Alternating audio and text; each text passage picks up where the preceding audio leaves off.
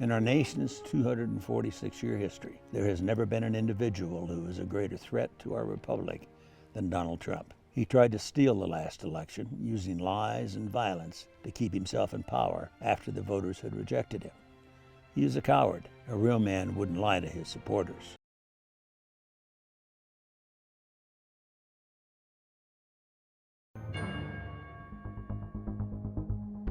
It was Tuesday, November 7th, 2000. The race was close all night. Americans were glued to their television sets. 1 minute Gore was in the lead, the next Bush was set to win.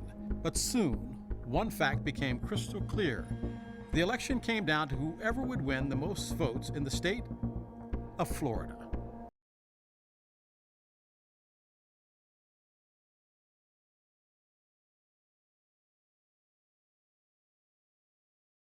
In presidential politics, it doesn't get crazier than this.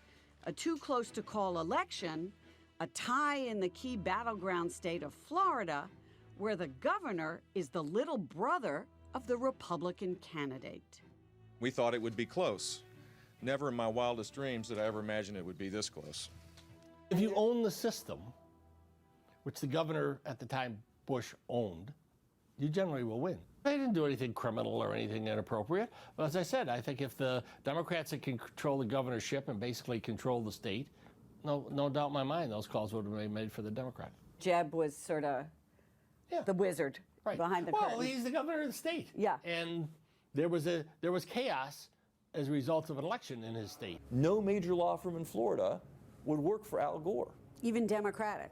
Even Democratic-oriented law firms, because everyone was afraid of antagonizing the Bush family, antagonizing the governor, and losing important state business, right? It was just all obvious.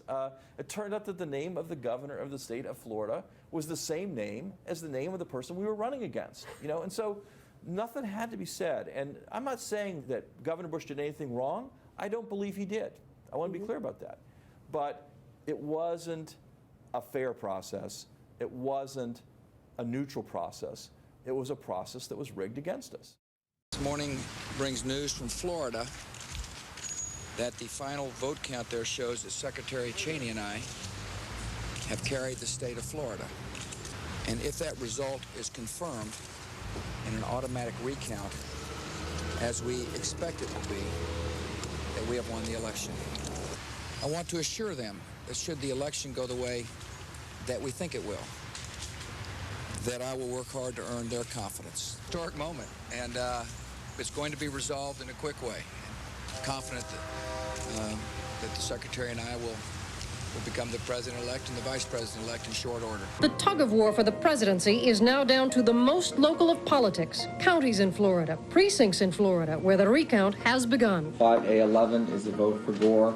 Under intense media scrutiny, the flaws in Florida's system became clear. Vote-o-matic machines and conflicting rules about ballots and fuzzy rules about what is a vote. It's slightly detached. Democrats charge a confusing ballot layout led voters to think they were punching the ballot for Al Gore when they were actually voting for Reform Party candidate Pat Buchanan.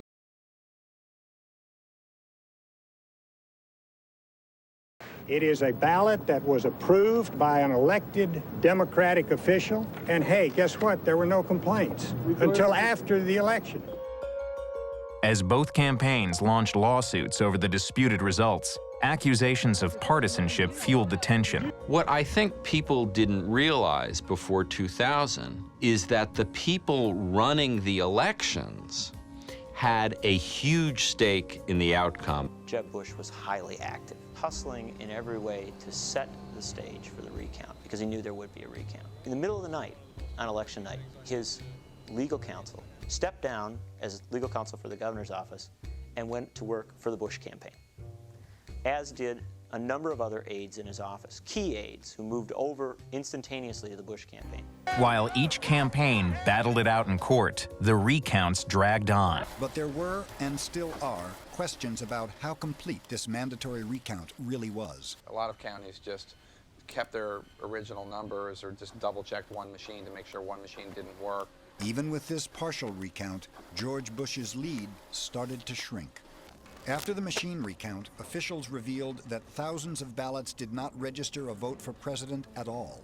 With Al Gore trailing by only 357 votes, those unread ballots became crucial. Some of these ballots were rejected because of malfunctioning voting machines. People could not punch all the way through the ballots.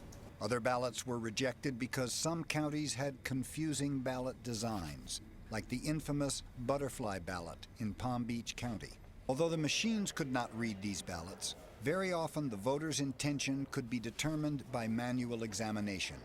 So the Democrats requested a manual. We went through this long discussion about whether these ballots, both overvotes and undervotes, should be reviewed or not. But Florida law, I think, dictated that they should be looked at.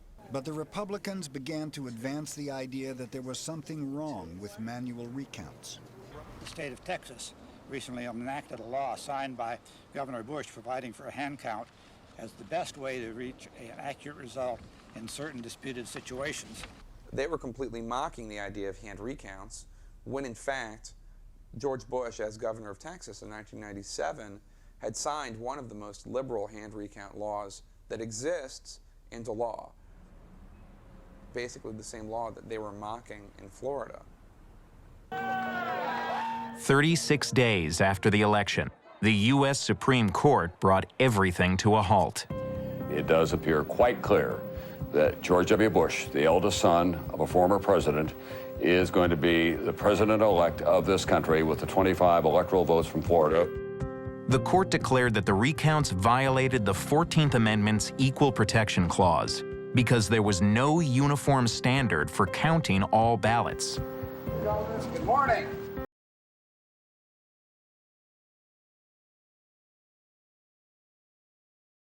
Good evening. Just moments ago, I spoke with George W. Bush and congratulated him on becoming the 43rd President of the United States. And may God bless his stewardship of this country.